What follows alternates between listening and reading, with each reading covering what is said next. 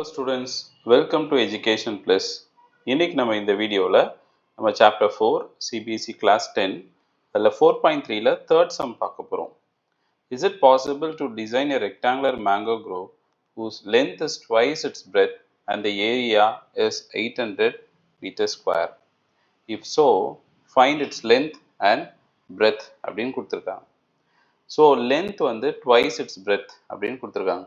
அப்போது நம்ம breadth என்னென்னு எடுத்துக்கலாம்? ஸோ breadth வந்து x மீட்டர்னு எடுத்துக்கலாம்.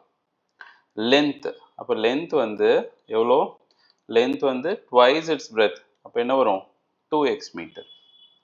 இப்போது ஏரியா என்ன கொடுத்துருக்காங்க? 800 மீட்டர் ஸ்கொயர். ரெக்டாங்கிளோட ஏரியா என்ன? Rectangle area of rectangle length into breadth, கரெக்டா? அப்போ length into breadth ஏரியா எவ்வளோ? 800 மீட்டர் ஸ்கொயர். அப்போ length வந்து எவ்வளோ கொடுத்துருக்காங்க இங்கே? 2x. breadth எவ்வளோ? x, it is 800. ஸோ இதை சால்வ் பண்ணால் 2x square equal to 800. x square equal to 800 by 2. இதை சால்வ் பண்ணால் நமக்கு என்ன வரும்? 400 வரும். So next slide. x square equal to it is 400.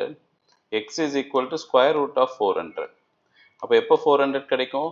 20 into 20. இப்போ நமக்கு 20 possible. ரூட்டை விட்டு எடுக்கும்போது ப்ளஸ் ஆர் மைனஸ் யூஸ் பண்ணுவோம்.